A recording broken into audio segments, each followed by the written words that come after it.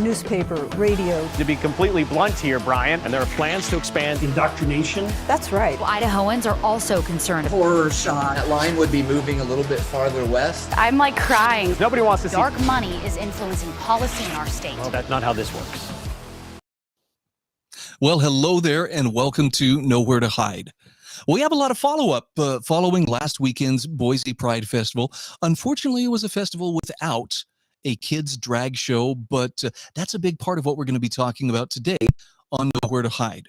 And I want to start with KTVB's Brian Holmes, who he did a follow-up report on the Pride Festival, and I got to hand it to him. I've seen some top shelf sophistry, and I've seen some really incredible professional league spin meistering in my day. I've just never seen anybody work as hard on it as Brian Holmes from KTVB was in his piece about the Boise Pride Festival. Now, a couple things that you're going to see. I'm going to share a couple of video clips with you of Brian talking with the festival organizer, Mr. Williamson. One of the things that Brian Holmes was really attempting to do, and look, Brian, I'm not attacking you personally, but I'm saying this is pretty cheap for a person who's a professional journalist. You were sure in damage control. I mean, you were spinning harder than my washing machine on its final spin cycle, you know, trying to get the word out there that, well, despite the fact that some people weren't happy about this child drag show, in fact, you really didn't want to call it that. You wanted to make it sound like it was something against the entire festival itself, when it really wasn't. This was about people drawing the line where children, particularly minors, were concerned. But of course, Brian's like, well, you know, he's sitting with the festival organizer, but you had more booths, you had more people, you had more floats. Why, this is the biggest Pride Festival in 33 years of Boise history, you know, and that's great. But the pushback was never against the Pride Festival itself. So maybe you need to get that straight. And let me play a clip for you here. And I want you to listen as Brian is talking with Mr. Williamson, the organizer of the festival. Listen to how he tries to portray this as, well, this is a win-lose situation. Did you win? Can we call this a win? Because it's very important for some reason to Mr. Holmes that somehow this still has to be portrayed as a win. Check out his conversation with a much more down-to-earth festival organizer. My next question. Yep. Did you win or lose on this? Like, we didn't win. It's not a competition. We don't do this to, you know. I would say we won because the event was, like, successful. No one got hurt. It was safe, and everybody had an amazing time. And it was so good to see everybody just, like, get. Yeah, which was really the point of the festival, right? They just wanted to have people come out and celebrate and have fun. But that part about doing a drag show with kids, unfortunately, that kind of got some opposition. And you got to see this, because this is where again, Brian Holmes from KTVB wanted to make sure that any opposition to any part of this, of course, is likely a precursor to some form of violence. Check this out. You want to talk about a stretch? Look what he does here. Others who are also touting members of the Proud Boys are going to show up in force to do what exactly? Well, the picture is certainly suggestive. Yes, suggestive of what? Would you care to explain? And where did the picture come from? Who posted that picture? What is it a picture of? What we see is what looks like some people, you know, violently contending in the streets with no context whatsoever except, well, you know, this picture suggests what could have happened. Yes, and if King Charles of England were plumbed differently, we'd be calling him the Queen, wouldn't we? But, you know. Why don't we stick with reality? That sound like a plan? So again, let's come back to the conversation with Mr. Williamson, the organizer of the Boise Pride Fest.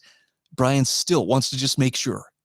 Are you sure there's no way that we can call this a win? Because really, I get the impression you guys won. Kind of a win, then. Oh, absolutely.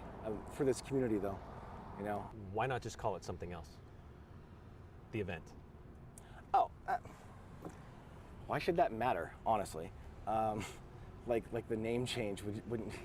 Yeah, that cracks me up. If anything, I would have liked to have changed maybe the description to be a little more thorough. But we shouldn't have to change the name of the event itself. They were dressing up in drag. Okay, so I got to give credit to Mr. Williamson. I may disagree with the idea of having a drag portion, particularly for kids, in this festival, but at least he's honest enough to call it what it is. Now, the television reporter, rather, yeah, he's still determined. No, there's got to be a way to salvage this. And then he goes into lecture mode, and this is where, as a high priest of the new religion, which apparently is built around rainbows and letting your freak flag fly. Brian had a few other things to say that just really tried to justify this. Check this out for some incredible sophistry being applied to this story. Yeah, Boise Pride Fest ended up in the black this year, in public and in pecuniary support, except those 5 kids who signed up to perform. It wasn't a win for them. All of this over 5 kids, 3 of whom were 17, 18, and 19, Williamson tells us. All of them signed up with parent permission. The 11-year-old is going to go on stage with their mother. And if they'd called it a pageant, would we even have this conversation at this point? Yeah, Brian, actually, we would have this conversation. And it's because it's not about those 5 kids who were going to perform and they were denied the chance to perform in a drag show. It's the fact that kids are being exposed to and invited to participate and considered an integral part of what is an undeniably adult activity. So, I mean, look, I give you high credit for trying to spin this and make this sound like something respectable, but no. Not buying what you're selling. I'm sorry. Even the hysteria, there was a nice little tinge of hysteria. Well, see what could have happened. The Proud Boys could have shown up and beat us all to a pulp. But they didn't. And there were some protesters who showed up. There were some people who yelled at people attending the Pride Festival. There were other protesters who came and protested quietly, respectfully. And there were other people who just showed up and had a good time. But I think we can safely say the news media position on this one is 100% woke, meaning a state of oblivion only achieved by those delusional enough to find injustice in everything but their own behavior. So I wanted to share with you some excerpts from Brian Ullman's recent Substack column.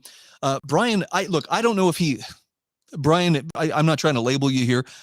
He is, he doesn't wear it on his shirt sleeve. I'm a conservative or I'm a libertarian or whatever. I don't know exactly what his ideological stance is, but the guy is truthful, which is enough for me. So whatever places we agree, great. Whatever places we disagree, great. I just appreciate that honest, truthful effort. Brian Ullman, who writes the gemstate.substack.com column there, he went to the Pride Festival, and I got to give him high credit for doing this. This is a case of going to the source rather than, well, I'll just wait until somebody else goes and tells me what it was all about. So when he went, he says, I saw people that were having fun. I saw people that were, clearly having a good time, and it wasn't all just about getting their sexual jollies. And again, I give him credit. I'm sure there were people who were doing this. Listen to what he says here, though.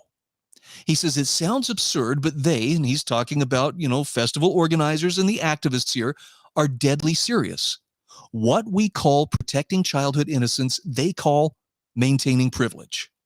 Now, perhaps the children who were present at the Pride Festival are not fully aware of what it means to be homosexual, bisexual, or transgender, or any of the other identities that make up the queer community. He says, at least I hope so.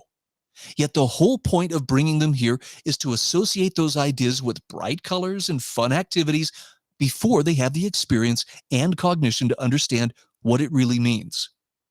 Now, that's the literal definition of grooming, exposing children to sexual content at an early age so as to normalize it in their developing brains. So they may call it equality or equity rather, and inclusion, but he says we call it perversion. And this is an uncrossable divide. Now, Brian Ullman says, look, I find the entire drag phenomenon tremendously ironic. And this is a good point. Some people enjoy such spectacles, but of course, there's no accounting for taste. But isn't it odd how accepted drag has become in our society when you consider that blackface, white actors presenting themselves as an exaggerated caricature of blacks, has become so taboo that even finding out that someone did it as a joke decades ago is grounds for being censured or even fired. But on the other hand, male actors presenting themselves as exaggerated caricatures of women, well, that's not only tolerated, it's actually celebrated. Now, he also says, I'm convinced most of the people involved don't really think deeply about what pride represents. They just enjoy the bright colors, the silly costumes, the warm, fuzzy feelings brought on by supporting tolerance, inclusion, diversity, and love. But the truth is, these are just surface level feelings. The LGBTQ plus movement is leading millions of people down a path of depression, emptiness, hopelessness, and pain. We need to aggressively protect our children from this agenda, while at the same time engaging people with love and respect. He says we can have a respectful conversation, but queer advocates have to know in no uncertain terms that we will protect our children from their agenda. You know, that part about the hopelessness and the pain, I know that oftentimes this is where advocates for transgenderism will say, well, this is why we're reaching out to these kids. We want to make sure that they know that there is a safe place, there's a supportive community that they can turn to, because do you realize trans kids kill themselves at a much higher rate than kids who are not trans? And I don't doubt those statistics. Okay, like you, I know young people who are having gender dysphoria or gender identity crises. And it's true. It's a very difficult thing for them psychologically. But I'm curious as to whether playing along with that fantasy is really doing them the favor that we think it is. And I say that from the standpoint of, look, an anorexic will look in the mirror, and no matter how skinny she is, she's going to think she's too fat. There's a disconnect there somewhere. Okay, somewhere mentally, the wiring has gone astray. And it doesn't mean she's a bad person or that she's an inferior person or anything like that. It just simply means that there is an issue. There's a disorder that's at play here.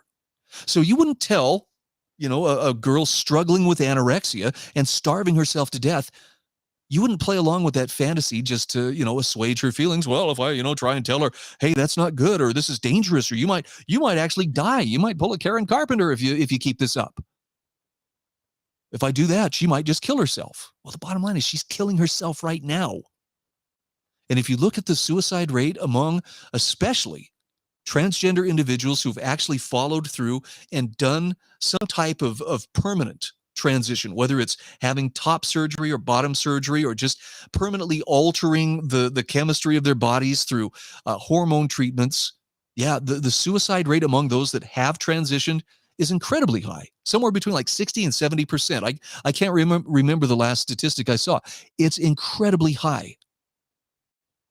And this is not to suggest, well, those people ought to just be, thrown to the wolves and left to their own devices. All I'm asking is indulging that fantasy, is allowing yourself to be conscripted into that fantasy and playing along with it, is it really helping them? Or is it just encouraging them to double down on that fantasy? Because I'm convinced it's not the fact that more people won't suspend reality and get their minds around accepting LGBTQ plus, thinking. It's more a matter of this is a very dissonant lifestyle. There's a lot of unhappiness. There's a lot of confusion that comes along with it, and a lot of self-hatred. One of the more interesting conversations that I've heard in the last few weeks have been from two individuals who struggled with gender dysphoria or gender identity disorder when they were young. And the common thing that both of these individuals had was that they were both sexually molested as young children. And this is the really crazy thing. And I know that some people will still vehemently disagree with this, but when these individuals received therapy and treatment, not for their transgender tendencies or their, gender confusion, but for the trauma that they had been through where they had suffered a sexual assault or sexual molestation. Once they had received treatment for that, guess what went away? All that gender confusion. So I'm not suggesting that, this is all about, we just need to be mean and hold the line, against the people pushing this transgender stuff. But let's understand, behind the transgender mentality, I am really in the wrong body, is often a person who has been traumatized. There's real, legit pain behind what they're going through. Okay, so I'm not advocating let's be meaner to them, but I'm also saying let's not pretend that this is normal and good and encourage other kids, hey, maybe this is something you should explore as well. All right, let's take a look at another headline here. This was from the Idaho Capital Sun. It's a guest column from Katie McCowan. Boy, is she upset.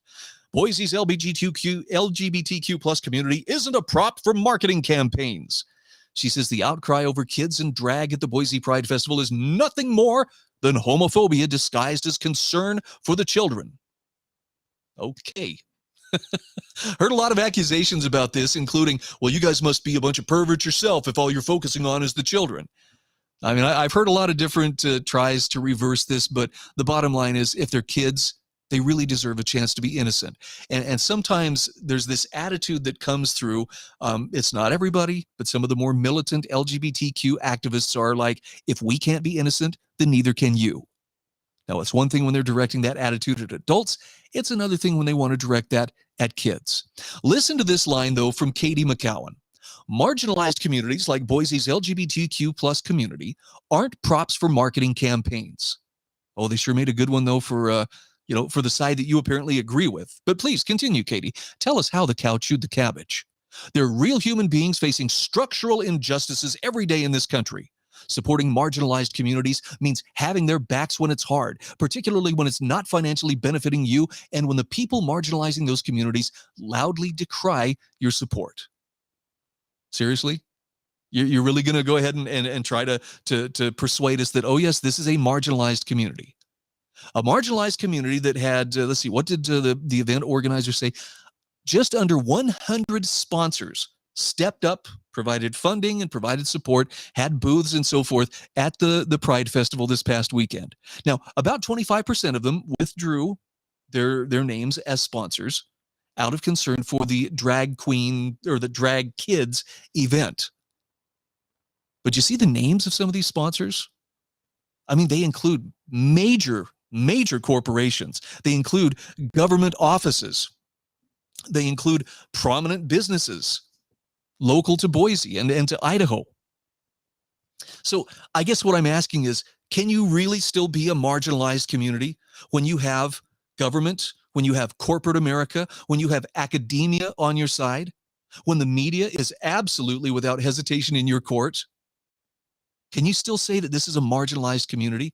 Because when I hear of that description of, well, if they're marginalized and facing, systemic injustices, actually, you know who that sounds like that would apply to? That would apply to anybody who still believes in personal freedom, limited government, traditional families, things like this. Those are people who are treated as marginalized with impunity by academia, by corporate America, by the media, by government, and others. So it just seems like it's a little bit off to pretend that the only marginalized people are the people who are pushing something on kids that kids really should not be exposed to in the first place. In fact, I want to take that just a little bit further. Brandon Smith, writing for alt-market.us, has a couple of times this year weighed in on the issue of transgender events for kids. And he says it's not always the case, but there are times when social conflicts arise in which one side is fully correct and the other side is completely and utterly wrong. When it comes to the debate over trans rights and the exposure of children to trans ideology, the political left has no logical defense. They're wrong to the point of pure madness, and like most insane people, they choose to double and triple down on their delusions anyway. Now, Brandon Smith says they do this because they must. Their entire identity is dependent on the new cult religion, a religion built around the worship of ambiguous personal perceptions, narcissistic self-worship, and an unhealthy obsession with sexual fetishes. He says the goal of leftists is to normalize trans ideology within our culture. Not only that, but also to make that ideology sacrosanct and protected from all rational criticism. That's the battle that many of these journalists have been fighting, is you cannot criticize this. Now, Brandon says conservatives have long fought against this for a number of reasons. But he says there are two primary reasons that are most important why it is our duty to stand up against this. First of all, he says the trans movement is built on a lie. Biological sex is the only scientifically proven identifier of men and women. Gender fluidity, as leftists present it, has no basis in scientific reality. There is no proof of its existence, let alone enough proof to warrant the notion that laws need to be introduced to defend it and that censorship should be enforced to save it from bigotry. It's a fantasy, fabricated by quack sexual scientists like pedophile advocate John Money with an agenda far beyond simple observation of behavior. The only legitimate science surrounding gender identity involves the study of an exceedingly rare psychological condition called gender dysphoria, also known as gender identity disorder, a mental illness. Now, the psychiatric world has tried to move away from the word disorder in recent years, not because the label's inaccurate, but because leftists have put pressure on scientists to abandon objectivity in the name of political propriety. You know, this was the case back in the early 1970s, and I want to say it was 1973, possibly 1974, when Dr. Charles Socarides, who was a psychiatrist, attended the American Psychological Association's convention. And it was there, not through scientific study, but through a voice vote, that they decided to remove homosexuality from the DSM, the manual by which they keep track of all the various disorders, and they took it out as a disorder. Now, I don't know if that was the right decision or not, but with all the talk we've heard about, well, you know, you got to follow the science. So science is where thinking people would go, but there was no science behind this. It was simply a politicized decision voted on by a professional body, but there was no science backing it up. Okay, back to Brandon Smith. He says the second thing is the perpetuation of this lie is ideologically motivated, and it's designed to upend our cultural foundations. The links between leftists today and the communist Marxist tactics of the past are numerous. And the most important target of any communist or collectivist regime is the family, and specifically the next generation. Leftists sometimes refer to this as decolonizing gender, with the extended purpose of dismantling Western society and capitalism. And maybe you know this, maybe you don't, but the Soviet Union and East German Stasi were notorious for the extensive measures they would take to disrupt family cohesion, to make families distrust each other, even to kidnap children and babies. St. Luke's, are you paying attention? Okay, just checking. Under the leftist state, children are considered property of the government.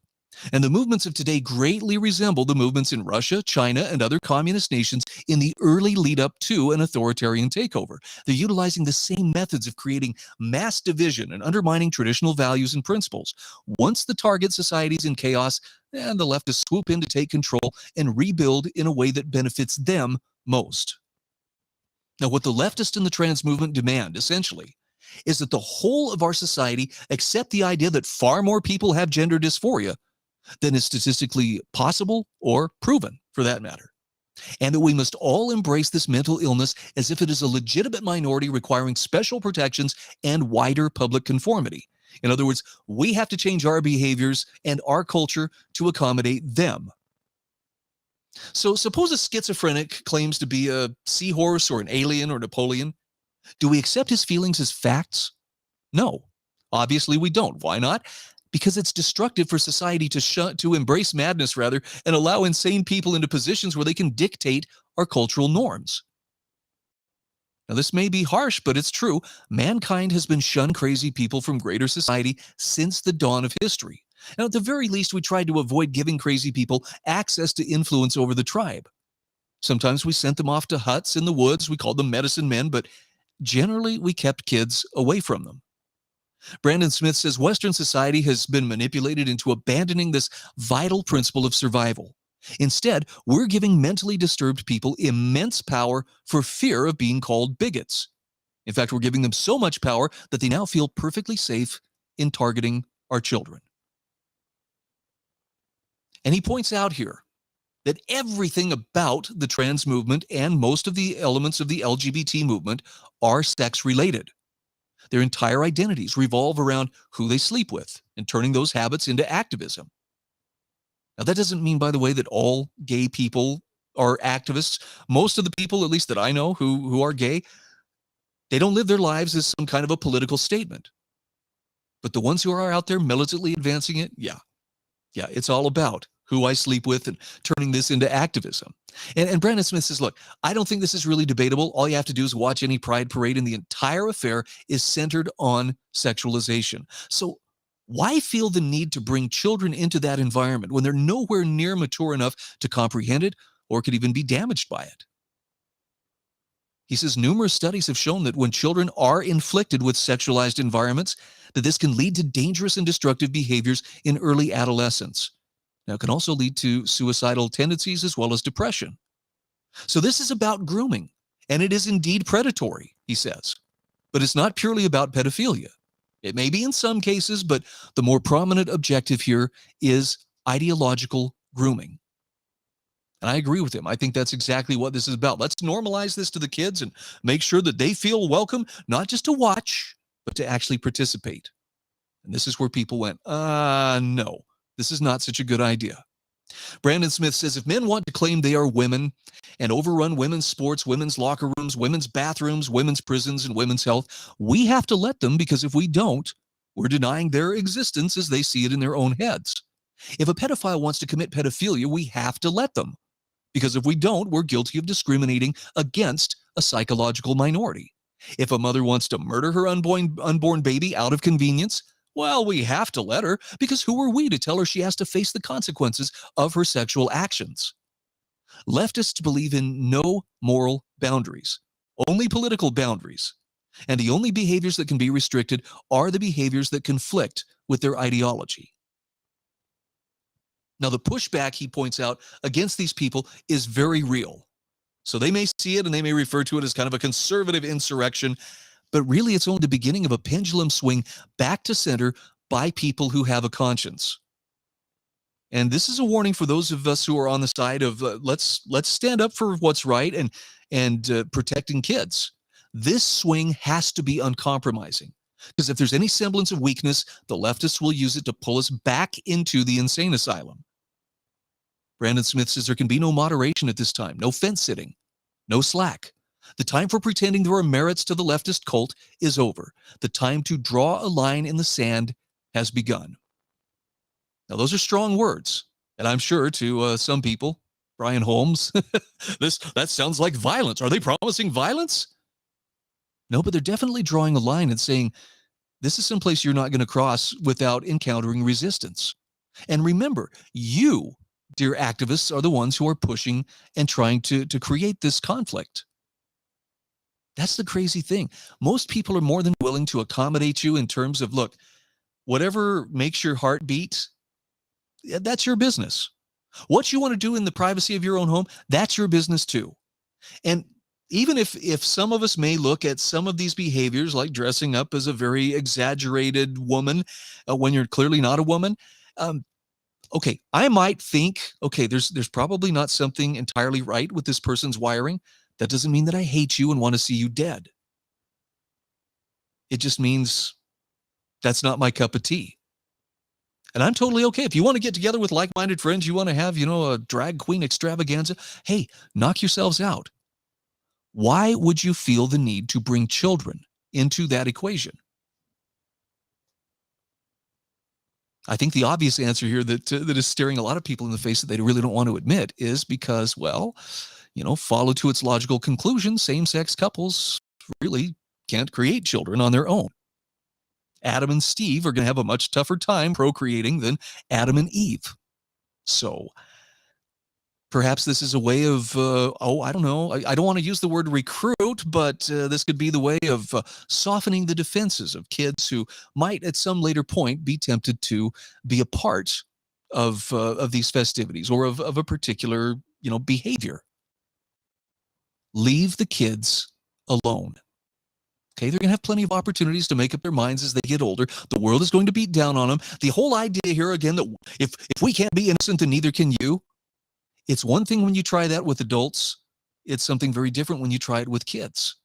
And the people who are standing up against this are not doing this out of a sense of hatred or a lust to control other people. They're doing it because it is eroding some very important foundations, including the family.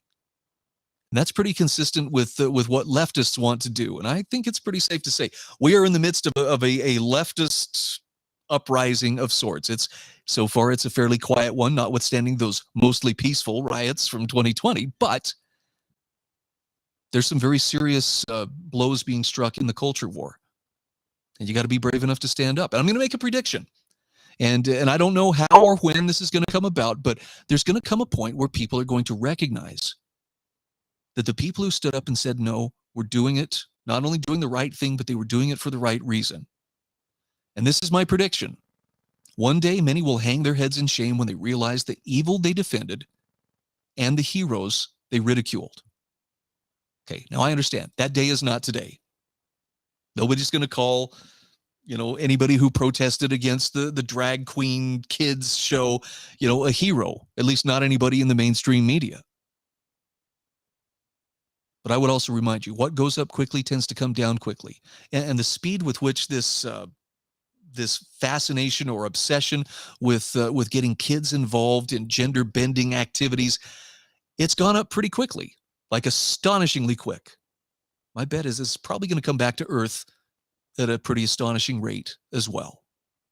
So if you're going to stand for what's right, if you're going to stand for what is good, I think you should take Brian Ullman's advice. Have a respectful conversation.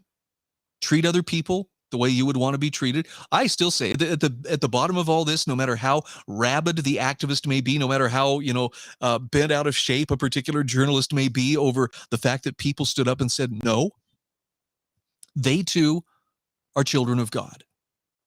And if you can keep that in the back of your mind and treat people like they're children of God, no matter how they're treating you, it's pretty hard to go wrong. But you're going to have to be pretty courageous, because I have a feeling that this is far from over. And if this is the level of sophistry and the level of propaganda to which the mainstream media is willing to stoop in order to try to spin that event in some kind of a positive way, it's just going to get more interesting from here. I'm Brian Hyde, and this is Nowhere to Hide. Reporters are biased, the Idaho Press Club are biased, all media, newspaper, radio. To be completely blunt here, Brian, and there are plans to expand indoctrination. That's right. Well, Idahoans are also concerned. Horror shot. That line would be moving a little bit farther west. I'm like crying. Nobody wants to see. Dark money is influencing policy in our state. Well, that's not how this